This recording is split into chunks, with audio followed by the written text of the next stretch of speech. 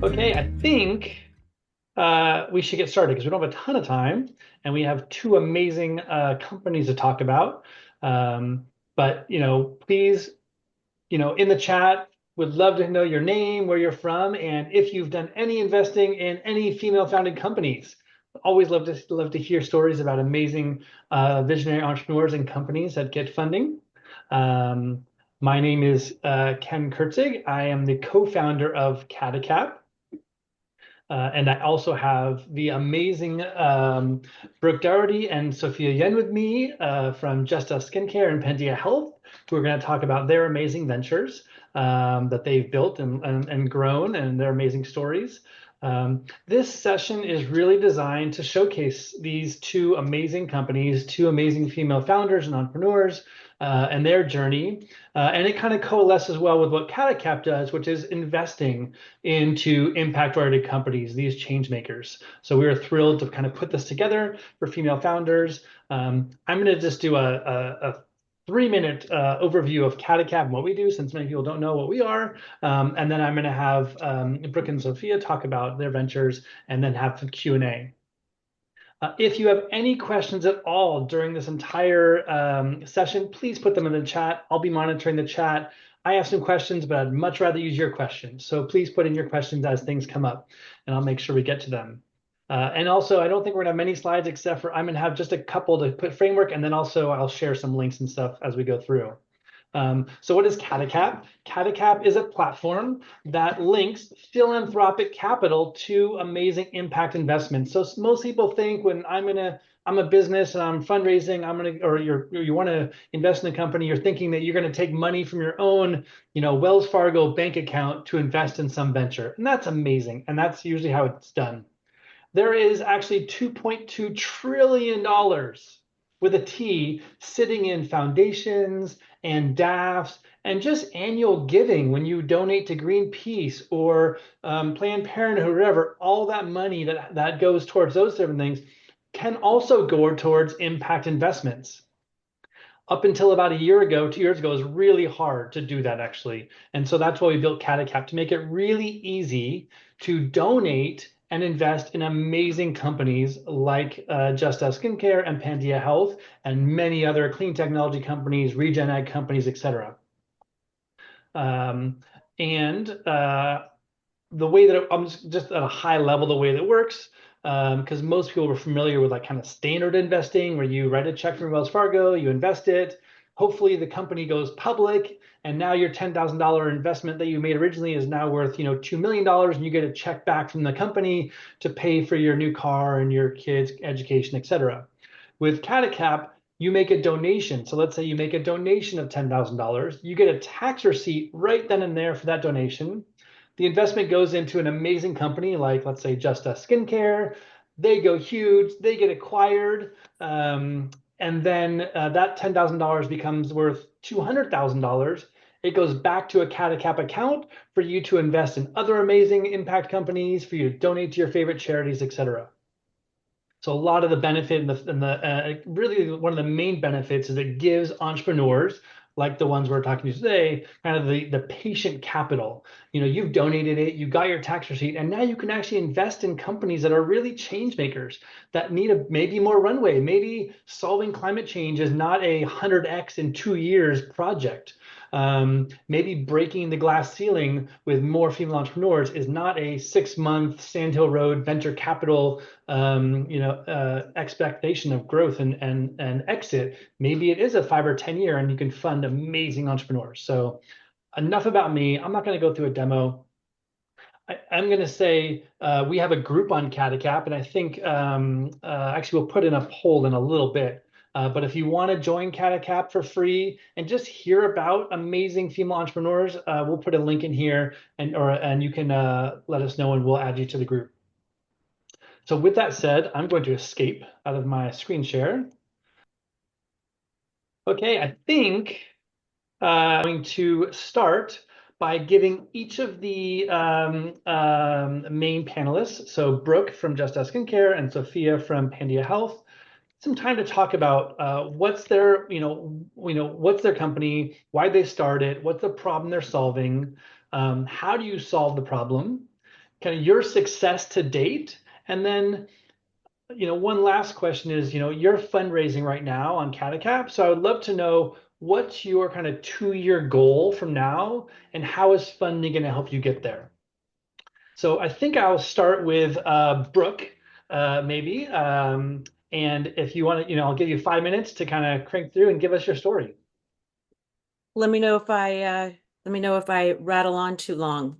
Yeah, I'll do a little timer, pseudo timer Okay. here. Okay. Okay. So let me just go way back. I'm originally from Connecticut. My dad was a tax attorney, and I'm probably one of the only people that I know as a child that wanted to grow up to be a philanthropist.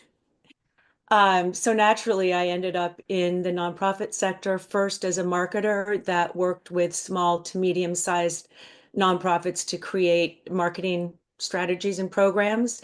Met a lot of people, a lot of executive directors, a lot of development people, became really aware of the struggle, but nonetheless, I went out and started my own nonprofit. Um, and did that for many years. And it was a slog. And as the economy started doing what it was doing, it became most of my job as an executive director was fundraising and not working with the kids that I wanted to work with. Everything was about these very, what I think are antiquated methods, the one night gala, the gifts, the donations, the endless grant writing, and then the endless compliance for the grants. And by the time I'd hit my mid 60s, I was really sad about it. I didn't really see the point. It seemed like a model that needed changes.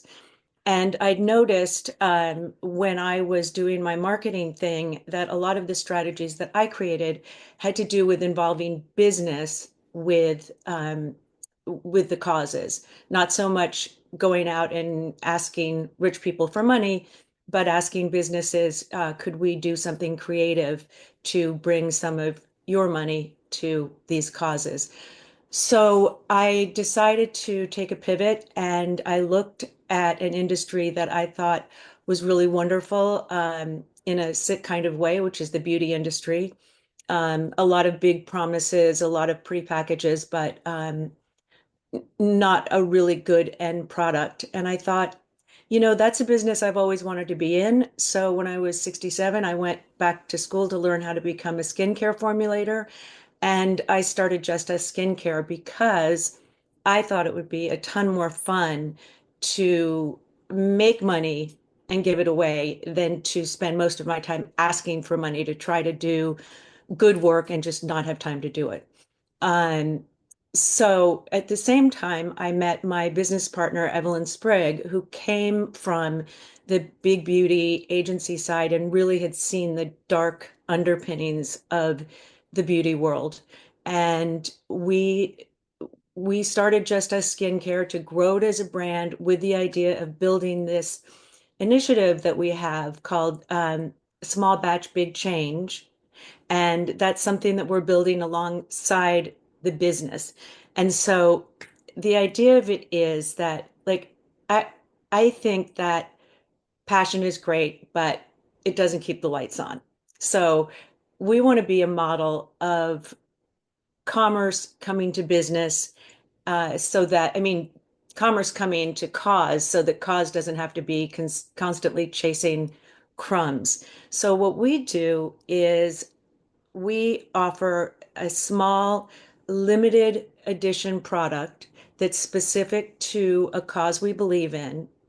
And we work with the organization so they push it out to their their community. We do all the fulfillment. We take care of all the dibs and dabs.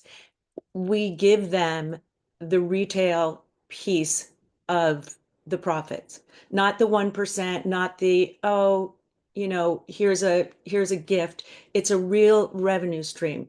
And one might say that that's an awful lot of dough to be handing over, but we don't look at it that way. We look at it like as a marketing strategy. Every cause that we care about has a community that doesn't know about JustUs Skincare.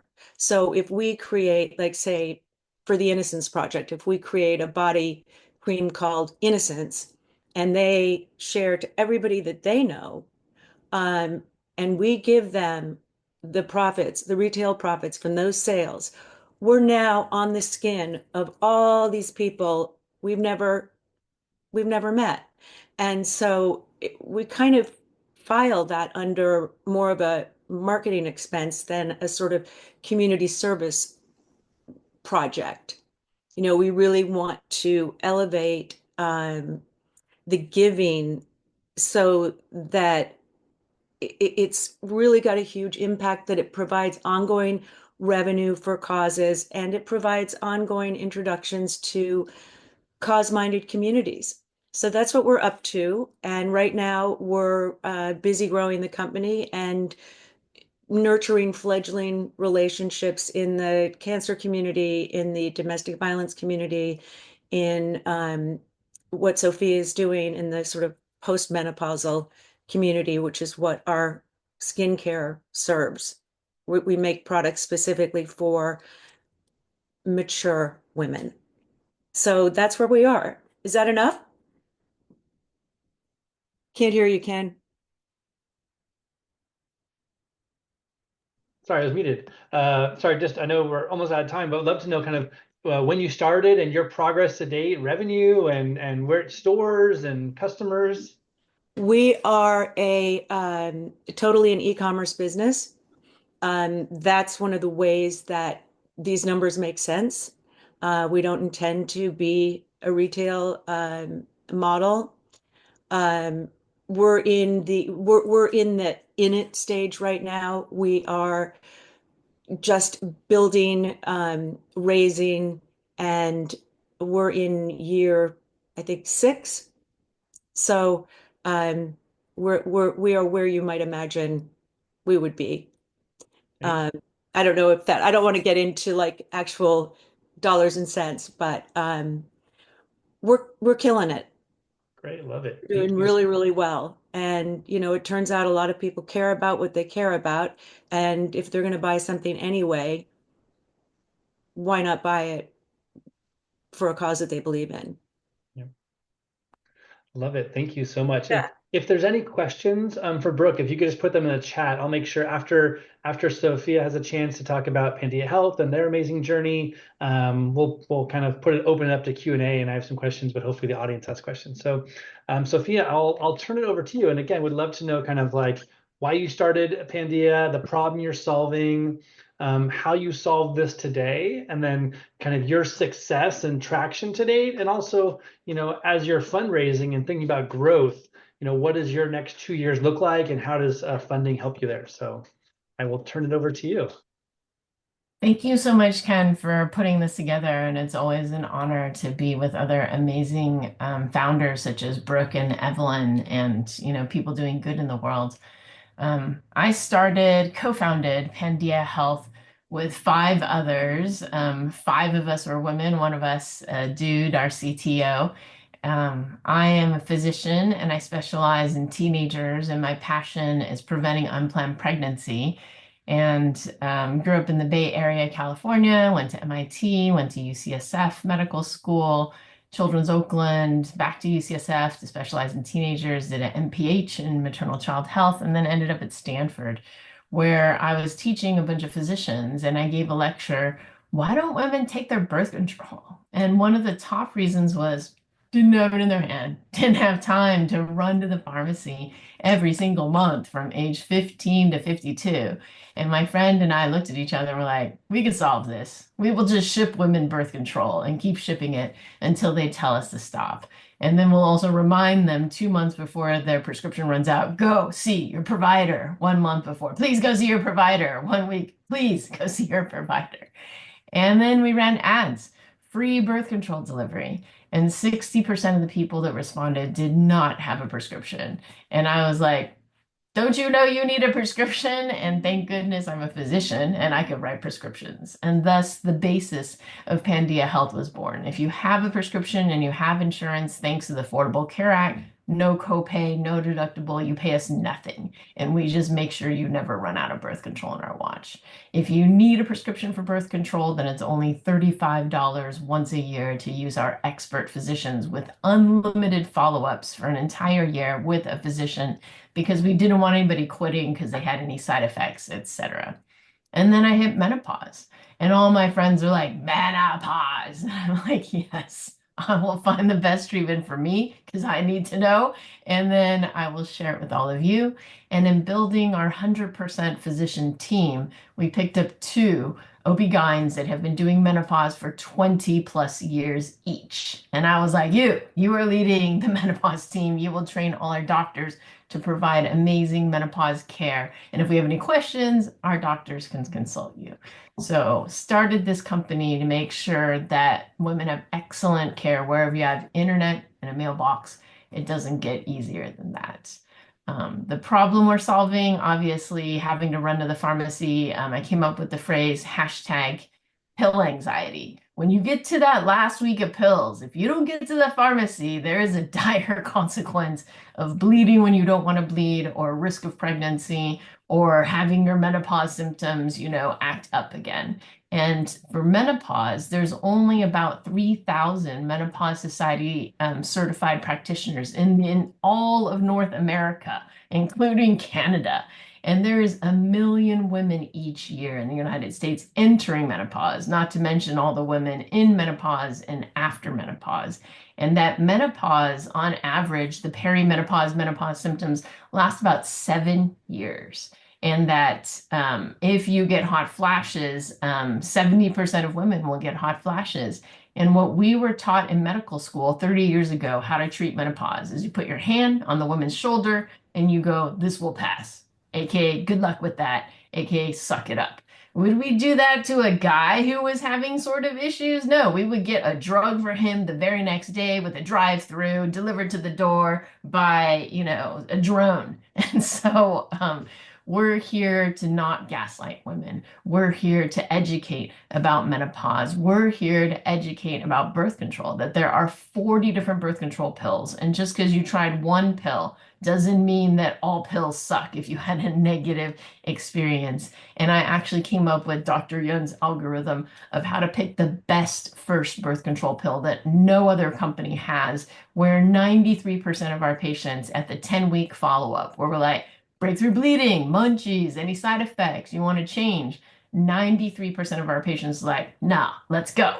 And then the gold standard is at a year, 82% of our patients that are new to the birth control pill, patch, or ring, or hashtag periods optional, which is my gift to the world, which is if you're bleeding every single month, you don't have to bleed. That's so 2020. Get with the times. 82% of our patients are still on the birth control pill, patch, ring at a year, and the national standard is 33% or 55% with delivery, and we have amazing delivery. Our success to date, we've served 40,000 plus women in the United States and made their lives better. We've come up with this algorithm and we've improved access to menopause experts. We have 7 menopause certified practitioners out of the 3,000, out of our 100% doctor team of 22 physicians. We can prescribe in 15 states, and we encourage birth control and menopause tourism. So the example I give is we're not in Connecticut or New Jersey, but we're in New York. And who in Connecticut and New Jersey can't get to New York once a year? Just put your foot in New York and be like, I'm in New York right now, filling out the questionnaire, pay it. And then our pharmacy can deliver to all 50 states. Our 2-year goal for now is to expand the states that we can serve, and we've definitely had interest in other countries as well, China, UK, Canada, Taiwan. Who wouldn't pay $35 once a year to get an expert advice on what is the best birth control for you? And then our menopause is quite economical. $35 a month, 1-year subscription for unlimited access to a physician about menopause. Thank you, Sophia. I love your story. I love your business. Also, I love your energy. We had an opportunity to chat, I don't know, a month or two ago, and just thinking about like how your business, your customer base is pretty much everyone on the planet. Um, and so I'm so grateful for all you're both are doing. I want to jump into questions for sure. Again, please, if you have any questions, please put them in the chat. But before we jump into questions, two quick things. One is we have a little survey or something I think we're going to put up to ask. So on CataCap, we have lots of amazing female founders of different companies, and so if you're interested in hearing about new other female founders, you know, as things get added, you want to get ping saying, "Hey, here's new investment, new company, check it out." We're going to put up a little survey. I think Sydney's going to help with that. Otherwise, if we can't do it right now, we'll put it on in a minute. The other thing that I want to share are the two investment pages for Pandia Health and for JustUs Skincare. So I'm going to put this in the chat right now. There you go. So if you're interested in learning more about either of these companies, how to donate to invest, and supporting these two amazing female founders, and of course, you'll be hopefully even more inspired after they go through some Q&A from you all and from me. So we'll get to the female founders group on CataCap, but I do want to ask, the first question I have is, where's my questions? I gotta get my, let's see. Oh, this is going. What surprised you the most about building this company? And I'll start with you, maybe Sophia first. Yes. Well, as a physician, what frustrates me is that physicians take a national exam, the American Board of Pediatrics. We're not like lawyers where you have to get boarded in every different laws in different states. Medicine should be practiced the same in every state in this country and internationally as well. But what has blocked our expansion is that the physicians have to be licensed in every single state. We have to fill out these forms. We have to get fingerprinted. We have to do different CMEs. California has end of life. Florida has opioids. New York has something else. When really all we're doing is birth control and menopause. And so that has been a barrier. And then the other barrier has been just, kind of getting the word out to people and making them realize that under the Affordable Care Act, no copay, no deductible. We can deliver this for free. Why not, automate and set your birth control? And then the other barrier is that the Women's Health Initiative, if people don't know, was a deeply flawed study. The key thing there is that the average age of the women in that study were 63. We now know that menopause starts at 52, and that ideally you should start your menopause replacement therapy, hormone therapy, etc., within 10 years. So 63 is beyond 10 years.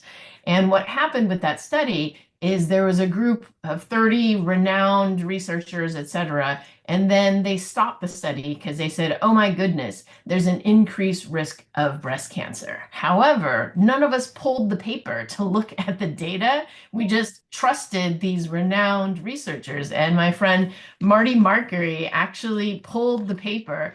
And if you look at it, anybody who's done statistics, if an odds ratio crosses 1, you can't even publish that paper. It's not statistically significant. It means that the people in the treatment group are no different from the people who didn't get treatment when it crosses 1.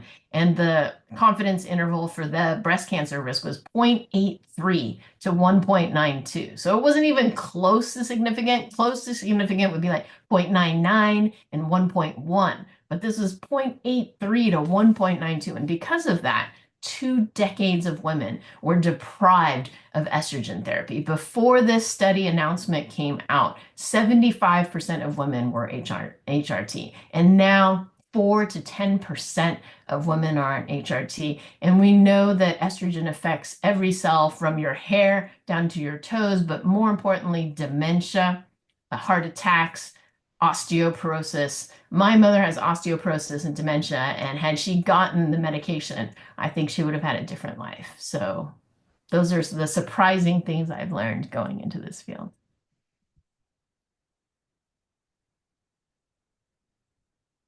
Oh, Ken. Thank you. Thank you so much. Thanks for telling me I'm muted. Ken, you're muted. I always love to go, Ken, you're muted. Okay. Brooke, I'd love to go to you. Kind of the surprising things you've encountered on your Well, journey. For somebody that has a lot to say, Ken, you're oddly quiet on occasions. Um, what surprised a bunch of things. First of all, I think the minute that you start something on your own, it's a real it's a real surprise how long it takes and how much energy goes into keeping your mind off your mind and just being able to keep moving forward. It is particularly difficult, I think, for women to go from very small businesses to medium-sized businesses.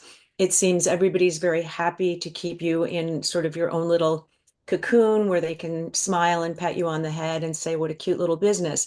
But when you start to scale, it feels like you've suddenly been thrust into the ocean with a mask on, and there are not a lot of hands reaching out. For instance, in the beauty industry, it's easy enough to find small quantities of things, but when you want to grow, you can't just buy slightly bigger quantities. You have to buy, a ship full. And breaking into the vendor part of the beauty industry is it's like a well-protected secret.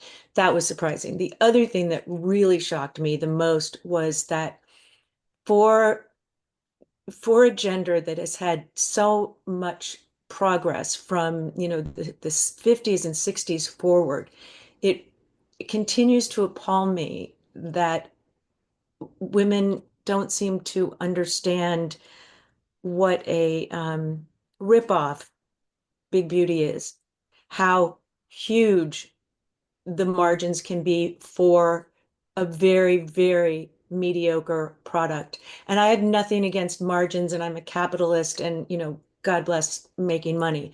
But there's a certain point where you get what you pay for should still mean something. The reason that I sort of know about this is that, as Sophia was saying, when you hit menopause, a hormonal event happens. And one of the things that happens is your skin changes. No matter where you live, no matter what, you know, what ethnicity you are, your skin changes. And the things that used to be cute and smell good and have pretty packages and make you happy don't do anything. They feel good, but they don't do anything. So you drop money on expensive things and you wait for something to happen and nothing happens. So it becomes very discouraging. And those women, those postmenopausal women, fall into a market segment that is continually ignored by big beauty. There's very few brands that focus on this segment. And one of the reasons is to make a product that actually does something, you have to have percentages of ingredients in it that do something. And those are the ingredients that are expensive.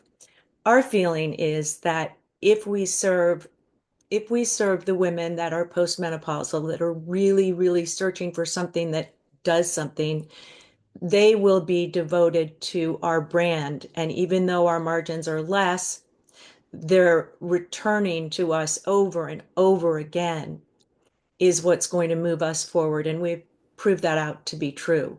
And there's a gratitude in the sort of over 55 group. Just, thank you for paying attention to us. Thank you for making something that works.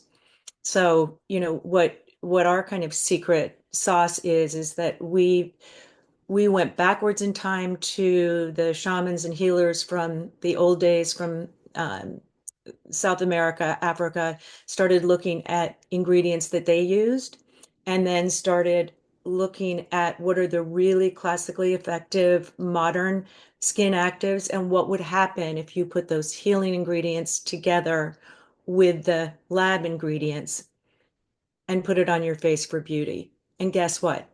It's fab. So yeah, that's our sort of our business side of it. And it really is shocking every single day to when I meet a woman like Sophia who's like 65 and she's like, can you tell me what order I should put products on my face. And I'm like, you went to Stanford, you know, read the label, learn a little bit. Don't let big beauty um, keep putting you down. We fought too hard for all of this. And that's a sort of a daily surprise that we keep fighting. Thank you, thank you. One of the things you talked about is secret sauce, and I think about, um, female founders, and I would love to know, and female leaders, how being a female leader is kind of your secret sauce to success, and how it's kind of helped shape your business. Who do you want? Go for it, Brooke. Well, I think women sort of have it in our DNA to negotiate and to be political and to be a little bit not have such a hair trigger.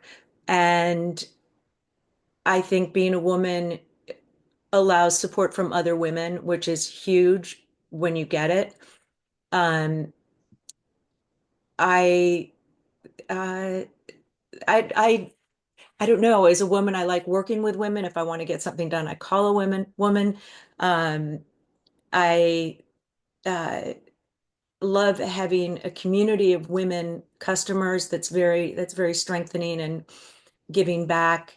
And I guess on the sad side, one thing I like about it is that it is an opportunity to be a crusader. It is an opportunity to speak to realities like less than 2.3% of venture is spent on women-owned businesses.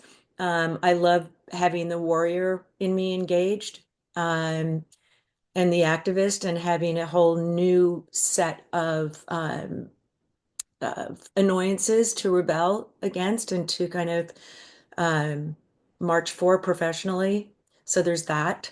Um, yeah, it works for me. It's been an advantage, not a disadvantage by any means, except in the manufacturing sector in our business, which is largely male dominated. Um, and what we find when we go into those meetings with those manufacturers is a little pat on the head and a message that says, you girls have done a great job so far. But what you need is somebody to come in and tighten things up because you don't need to use as much of that ingredient. You can make it for a lot less and make a lot more money. And we're like, whoa, whoa, whoa, wait, that's not our ethos. We're making this for us. We are the customer. So back over to your testosterone-based products and make it the way we want it made and stop petting us on the head. Or Lily Cantor said the exact same thing. One of the co-founders of Serena and Lily, which is this huge, and she was in going for Series B, I think, down on Sand Hill Road, and she had a similar discussion or encounter with a VC firm, and she was like, "This is ridiculous." So, uh, Yeah. anyway, Sophia, I love your thoughts on kind of your superpower as a female entrepreneur and leader, and how it's helped. Yeah, so I think, given that our company's focus is women's health, it only makes sense for this company to be women founded, women led, and that has been a key part of what has driven the foundation of this company and why we have this company.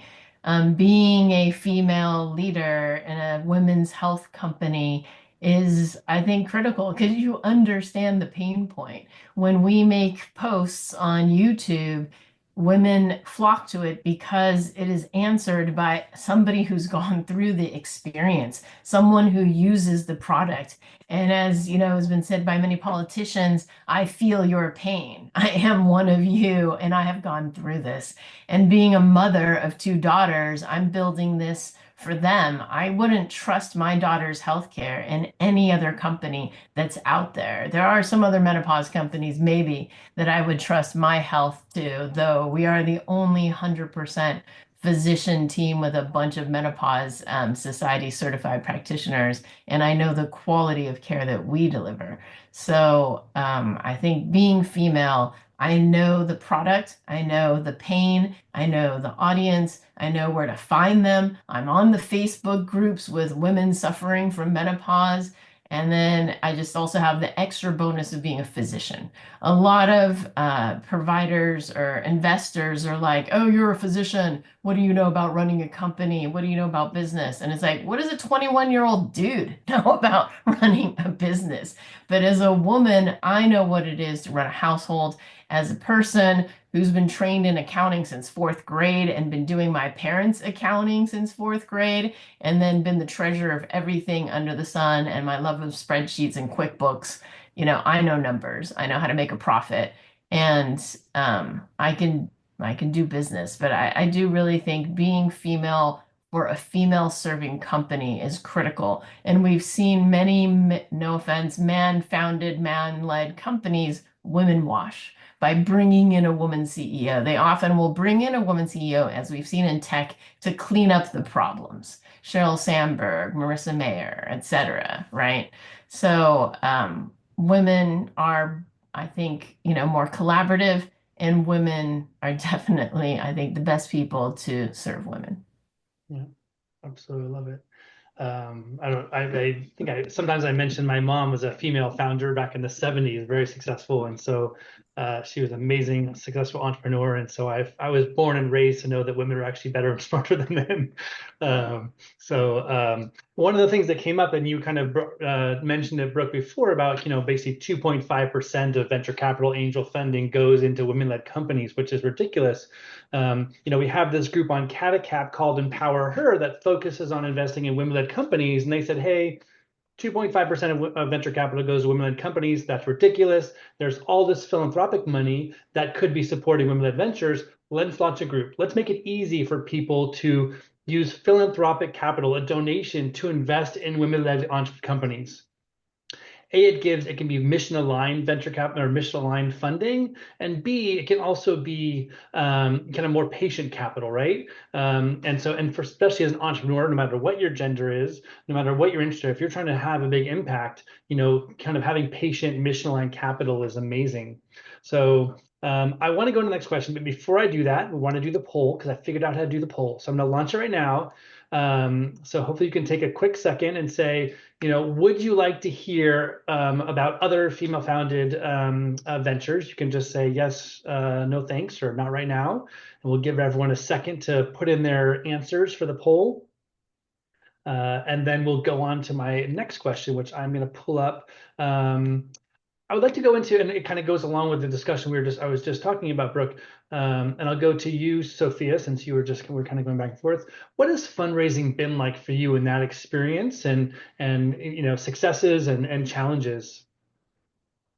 So to be honest, the fundraising thing has been deeply painful for me. And the example I give is that we saw the first company to go into direct-to-consumer birth control come out. They had 0 customers, and then they got $1 million funding, and it was a dude. Then comes another company, and they have like maybe 14 to 40 customers, and they get another $1 million. Then I come as the only women-founded, women-led, doctor-founded, doctor-led with 150 customers, and I'm just begging for $500,000, and it's just not coming. And I think a lot of VC are very focused on only one company will win. And it's like, why not the women founded, women led? Why not the doctor founded, doctor led? And I don't believe in just one company. I think there needs to be at least 2 or 3 players at all times to keep the other ones honest. And that's why you have Walgreens and CVS and Costco and Amazon. If we just had Walgreens or CVS, that would be a monopoly, and it would never make them do things efficiently or keep prices down. I also think there's different levels of care, and I like to call ourselves the Porsche, and others maybe the Pinto, And so different prices, different levels of service, 100% physicians, not 100% physicians, unlimited access. Synchronous, which we've seen become every 15 minutes, you have to see the patient, write them a drug, and get them out the door. Asynchronous, as much time as you need, because legally anything you type, I have to read, or you have to, or you can sue me. So I will definitely read everything that you type.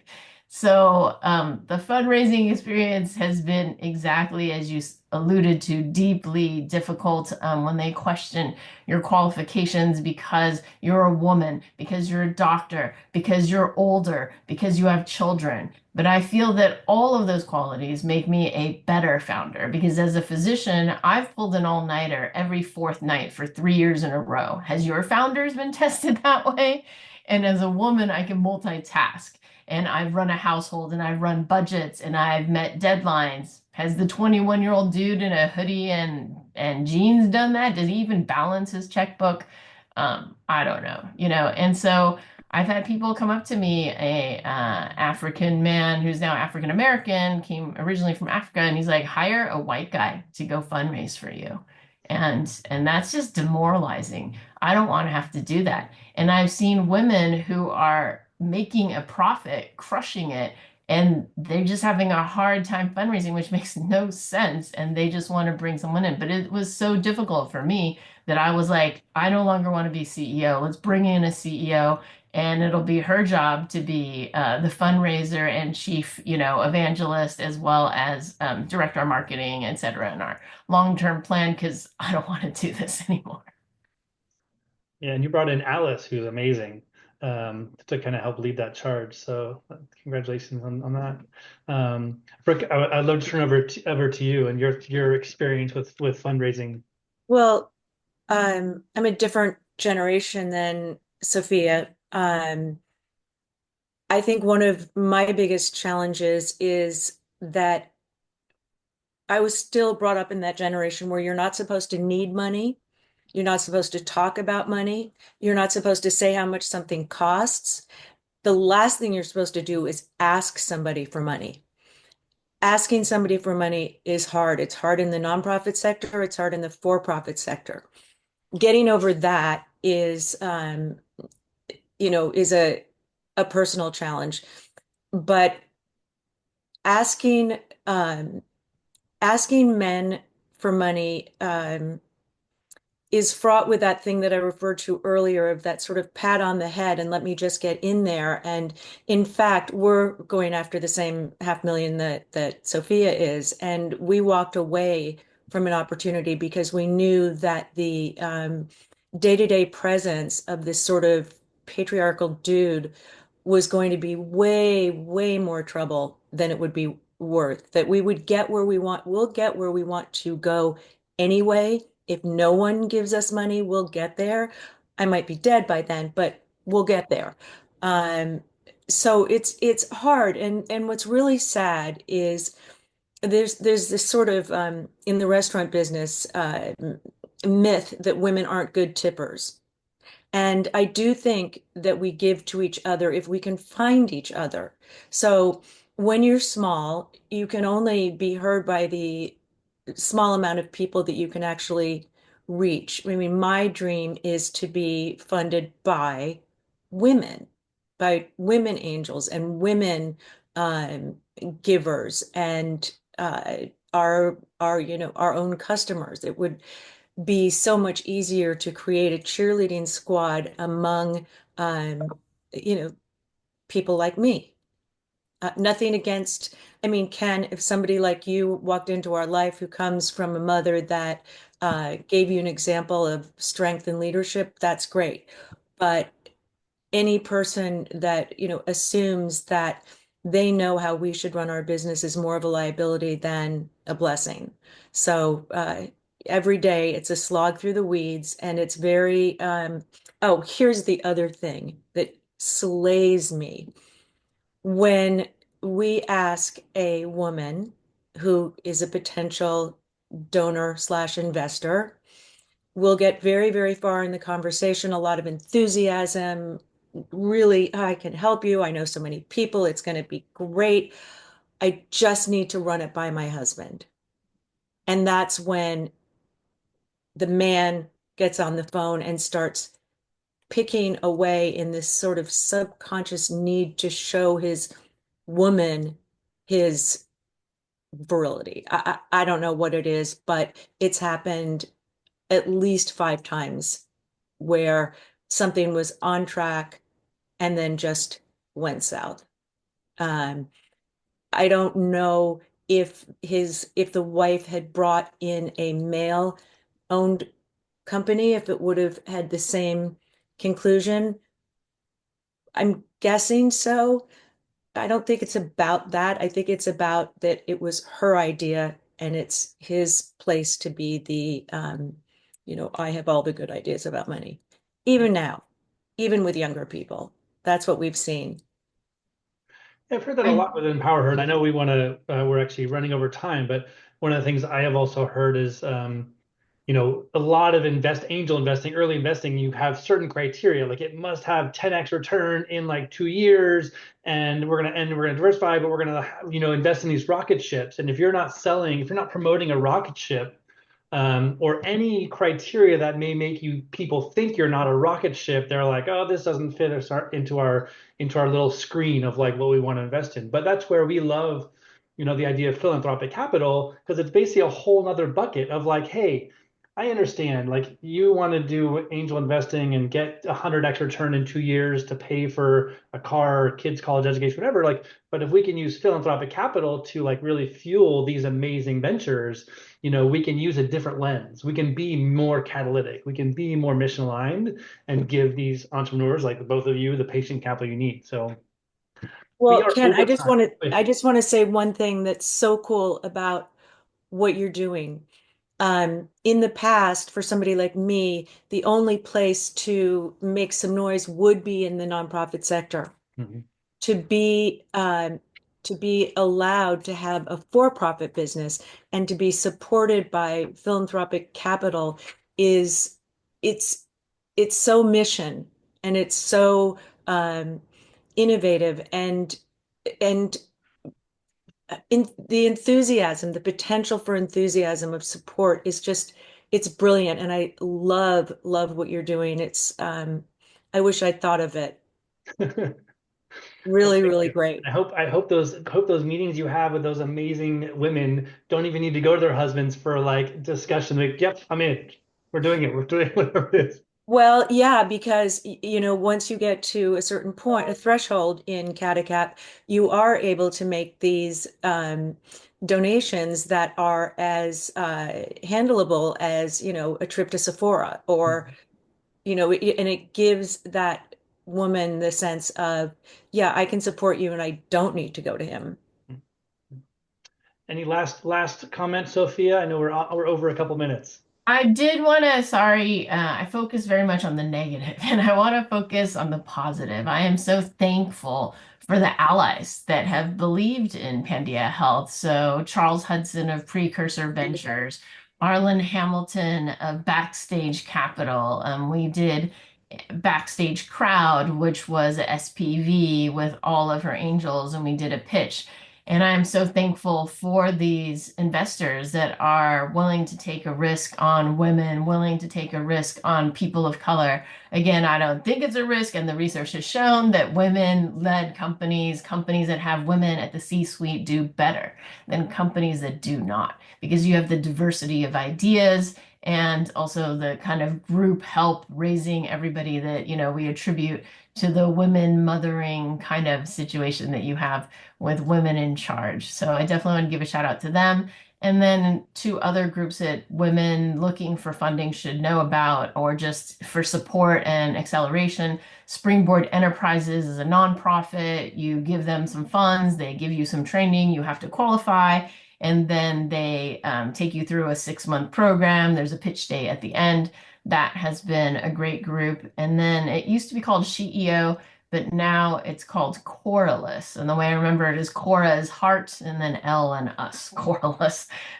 They people donate $1,100 a year and they pool that together with 500 people. So they have 500,000 and then they give out to 5 startups at 500,000, split it up tax interest-free loan for 5 years that you have to pay back over 5 years. So it's phenomenal. These groups that have, come together, and CataCap is just another way to open up supporting companies that do good in this world, and taking it from, it is a $25,000 minimum if you're doing it through a donor advised fund, but taking it down to $250. And for those of us in Silicon Valley or New York, I like to say, who doesn't have a share of Apple, Google, etc., to invest in the only women-founded, women-led, doctor-founded, doctor-led menopause and birth control company, or in JustUs, which is a great skincare company, doing good for this world with a good product. Amazing. I want to thank you both for your time. I'm going to put in the chat again, one last time, a link if you want to go learn more about these two amazing companies and the female founders, and donate to invest. Please do. And we'll have this recording online for everyone here to send to 1,000 people and spread the word. So thank you, Brooke and Sophia, so much. I really appreciate your time. Thanks, Ken.